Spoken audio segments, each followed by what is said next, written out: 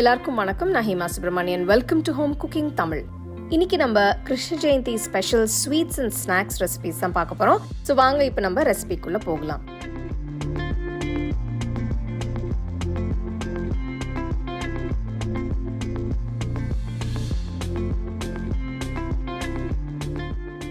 ஜவ்வரிசி பாயசம் செய்யறதுக்கு 3/4 கப் ஜவ்வரிசி ஒரு பவுலில் எடுத்து 2-3 வாட்டி கழுவி தேவையான அளவு தண்ணியை ஊற்றி 1 மணி நேரத்துக்கு ஊற வைக்கணும்.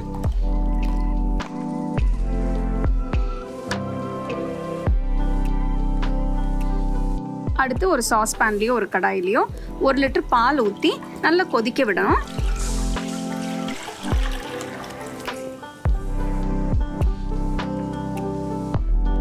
பால் கொதிச்ச உடனே ஊற வச்ச ஜவ்வரிசியை வடிகட்டி பாலில் போட்டு நல்லா மிக்ஸ் பண்ணணும். ஜவ்வரிசியை பால்லையே வேக வைக்கணும்.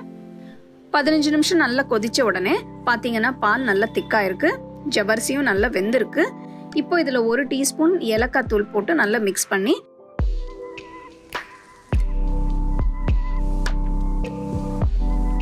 ஸ்டவ் ஆஃப் பண்ணிட்டு இறக்கி வச்சிருங்க. இந்த ரெசிபியில் சக்கரை பதிலாக நான் வெல்லம் போட போகிறேன். ஸோ இதுக்கு ஒரு சாஸ் பேனில் 1/2 கப் தண்ணி ஊற்றி இதில் 200 கிராம் வெல்லம் போட்டு வெல்லம் முழுசாக கரையிற வரைக்கும் நல்லா கொதிக்க விடணும்.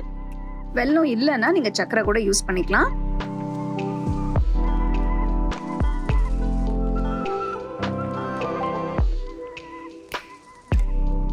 வெல்லம் முழுசாக கரைஞ்ச உடனே ஸ்டவ் ஆஃப் பண்ணிட்டு கொஞ்சம் ஆற விடணும். அடுத்து ஒரு சின்ன பேன்லேயோ தாளிக்கிற சட்டிலையோ கொஞ்சம் நெய் ஊற்றி கொஞ்சம் முந்திரியும் திராட்சையும் வறுத்து எடுத்து வச்சுக்கோங்க.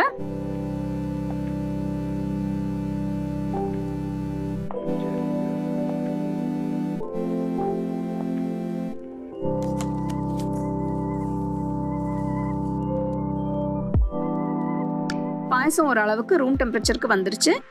கரைஞ்ச வெல்லமும் ஓரளவுக்கு ஆறி இருக்கு. இது வடிகட்டி பாயசத்தில் ஊற்றி நல்லா மிக்ஸ் பண்ணணும். வெல்லம் பாக செஞ்ச உடனே வடிகட்டினீங்கன்னா அதில் இருக்கிற அழுக்கெல்லாம் இல்லாமல் நல்லா க்ளீனாக வரும்.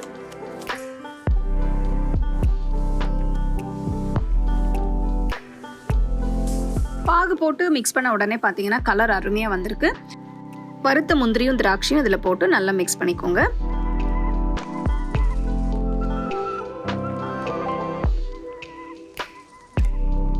அருமையான ஜவ்வரிசி பாயசம் தயாரா இருக்கு. கண்டிப்பா இந்த ரெசிபி ட்ரை பண்ணி பாருங்க.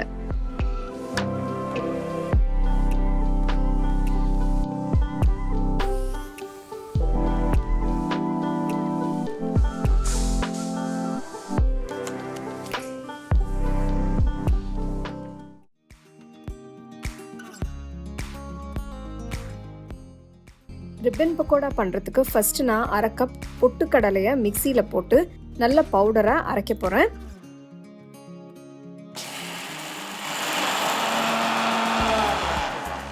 நல்லா பவுடராக அரைச்சதும் எடுத்துட்டு தனியாக வச்சுருங்க. நெக்ஸ்ட் நம்ம எல்லா இன்க்ரீடியன்ஸையும் சலிச்சுக்கலாம். அப்போ மாவு நல்ல நைஸாக ஸ்மூத்தாக இருக்கும். நல்ல அகலமான பாத்திரத்தில் இல்லைனா ஒரு பிளேட்டில் சல்லடையை வச்சு அரைச்சி பொட்டுக்கடலை மாவை போடுங்க. நெக்ஸ்ட் 1/2 கப் அரிசி மாவை சேர்க்குறேன். அடுத்து 1/2 கப் கடலை மாவை போடுங்க. 1/2 டீஸ்பூன் உப்பு, 2 டீஸ்பூன் மிளகாய்த்தூள், 1/4 டீஸ்பூன் பெருங்காயத்தூள் சேர்த்து நல்லா சலிச்சுக்கோங்க. மாவு கொரகொரப்பாக இருந்தால் மாவு பிழியும் போது சரியாக விழாது. ஸோ நல்லா சலிச்சுக்கோங்க. நெக்ஸ்ட் 2 டேபிள் ஸ்பூன் உருக்கின வெண்ணெயை சேர்க்குறேன். வெண்ணெயை லைட்டாக சூடாக இருக்கிற மாதிரி பார்த்துக்கோங்க.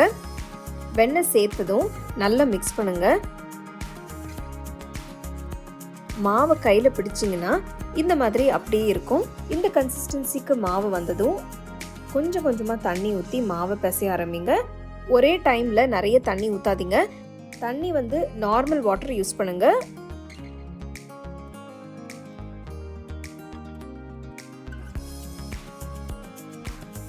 மாவு நல்லா திரண்டு வர வரைக்கும் பிசைங்க.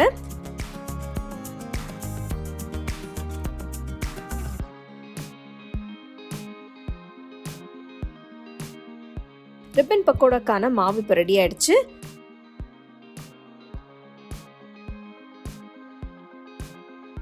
ரிப்பன் பக்கோடா பண்ணுறதுக்கு நம்ம இந்த அச்சை தான் யூஸ் பண்ண போகிறோம். முறுக்கு புழிகிற அச்சில் இது ஒரு அச்சு, இதை முறுக்கு பிழிகிற அச்சில் வச்சிருங்க. கொஞ்சமா எண்ணெயை தொட்டு எல்லா பக்கமும் தடவுங்க. ஒரு கையளவு மாவை எடுத்துட்டு முறுக்கு அச்சில் போட்டு ஃபில் பண்றேன்.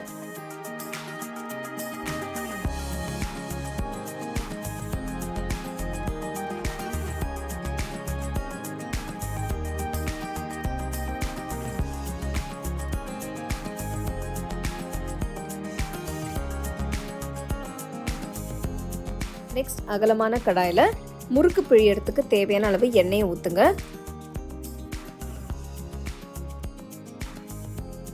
எண்ணெய் நல்லா சூடானதும் பக்கோடாவை மெதுவா பிழிய ஆரம்பிங்க. பாருங்க மாவு எவ்வளவு சூப்பரா வந்துட்டு இருக்குன்னு.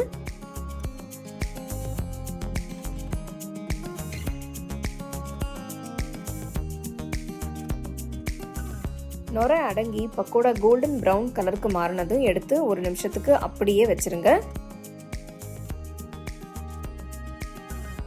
ரொம்பவே சூப்பரான டேஸ்டியான மொறு மொறுவான ரிப்பன் பக்கோடா சூப்பராக ரெடி ஆயிடுச்சு.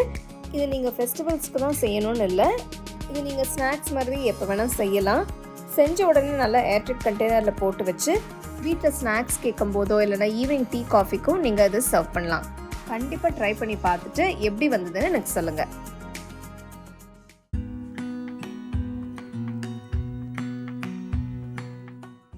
முதல்ல இதுக்கு தேவையான பொருட்களை எல்லாத்தையும் ரெடி பண்ணி வச்சுக்கலாம். நல்ல பழுத்த வாழைப்பழமா எடுத்துக்கலாம். ரொம்ப பழுத்த பழமா வீட்டில் சாப்பிடாம நீங்க வச்சிருந்தீங்கன்னா நீங்க அதை கூட யூஸ் பண்ணிக்கலாம். தோலை எடுத்துட்டு சின்னதா கட் பண்ணி வச்சுக்கோங்க. வாழைப்பழத்தோட சைஸை பொறுத்து 2 இல்லைன்னா 3 பழத்தை எடுத்துக்கலாம். கட் பண்ண பழத்தை ஒரு பவுல்ல எடுத்துக்கோங்க. இது கூட 2 டேபிள் ஸ்பூன் வெல்லம் சேர்த்துக்கலாம். வெல்லம் இல்லைன்னா நாட்டு சர்க்கரை கூட யூஸ் பண்ணிக்கலாம். மெலிசா நறுக்கின 1 டேபிள் ஸ்பூன் தேங்காய், 4 பொடுசா நறுக்கின பேரிச்சம்பழம், கொஞ்சம் நறுக்கின முந்திரி பருப்பு, 1/2 டீஸ்பூன் ஏலக்காய் தூள் இதெல்லாம் சேர்த்து எல்லாத்தையும் நல்லா கலந்து விடுங்க. கலந்த பழத்தோட 1 கப் கோதுமை மாவு சேர்த்துக்கலாம்.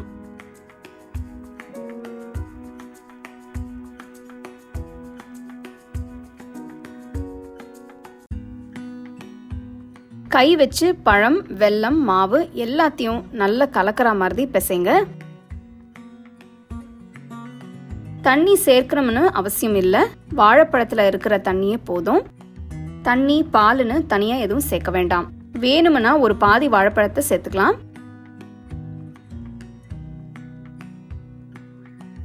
பாருங்க மாவு நல்லா திரண்டு வந்திருக்கு. இப்போ இது கூட 1 டீஸ்பூன் நெய் சேர்த்து கலந்துக்கிறேன்.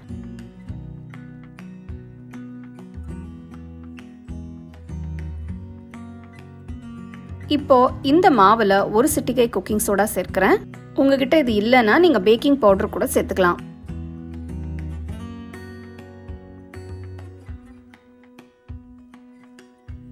மாவு ஒரு 5 நிமிஷம் ஊறட்டும்.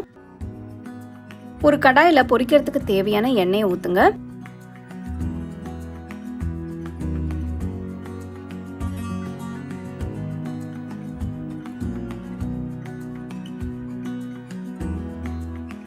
எண்ணெய் சூடானதும் ஸ்டோவை மீடியம் ஃப்ளேம்ல வச்சு கலந்த மாவுல இருந்து கொஞ்சம் கொஞ்சமா எடுத்து உருட்டி எண்ணெயில போடுங்க.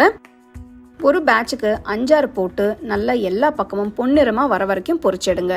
ஈஸியான இந்த போண்டாவை ரொம்ப சீக்கிரமா செஞ்சிடலாம். இதோட டேஸ்டும் ரொம்ப நல்லா இருக்கும். ஸோ கிச்சன்ல ரொம்ப நேரம் டைம் ஸ்பெண்ட் பண்ணாம குவிக்கா ஈஸியா இதை செஞ்சிடலாம். கண்டிப்பா நீங்க வீட்டில் ட்ரை பண்ணி ரசிச்சு ருசிச்சு சாப்பிடுங்க.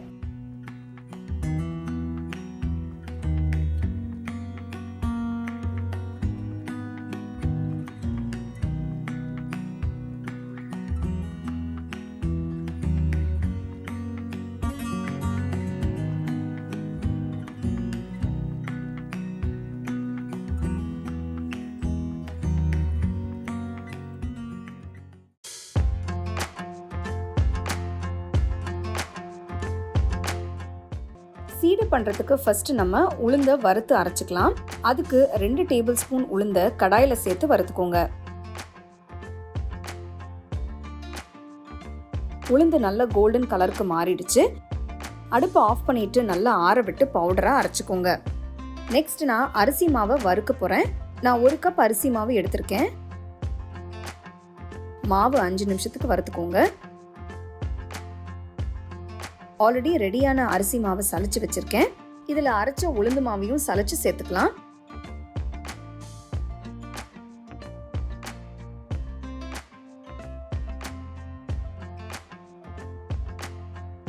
அடுத்து இதில் 1 டீஸ்பூன் எள்ளு, 1 டீஸ்பூன் சீரகம், 1 டீஸ்பூன் உப்பு, 1/4 டீஸ்பூன் பெருங்காயத்தூள் போடுங்க. எல்லாம் சேர்த்து நல்லா மிக்ஸ் பண்ணுங்க. இதில் நான் 1 டேபிள் ஸ்பூன் வெண்ணெயை சேர்க்கிறேன்.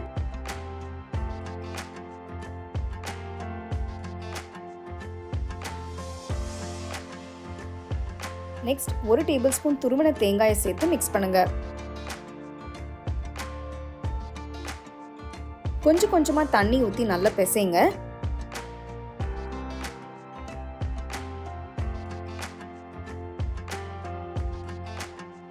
சீடைக்கான மாவு இப்போ ரெடி ஆயிடுச்சு. நெக்ஸ்ட் மாவை சின்ன சின்ன உருண்டையா உருட்டிக்கோங்க. நல்லா ரவுண்டா உருட்டணுன்றதுல அதே மாதிரி கிராக்ஸ் இருந்தாலும் ப்ராப்ளம் இல்லை, ஃப்ரை பண்ணும்போது ஈஸியாக வெந்துடும்.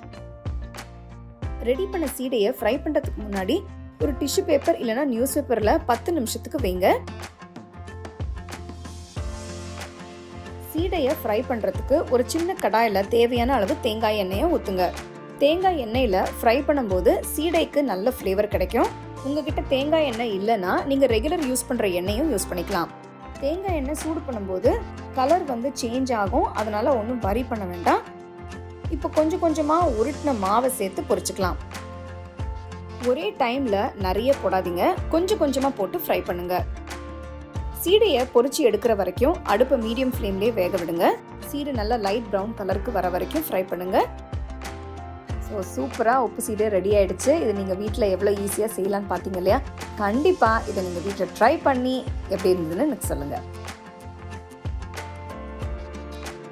4 அருமையான ஸ்வீட்ஸ் அண்ட் சேவரிஸ் பார்த்தீங்க. உங்களுக்கு பிடிச்சதை நீங்கள் வீட்டில் ட்ரை பண்ணி இந்த கிருஷ்ண ஜெயந்தியை சந்தோஷமாக கொண்டாடுங்க.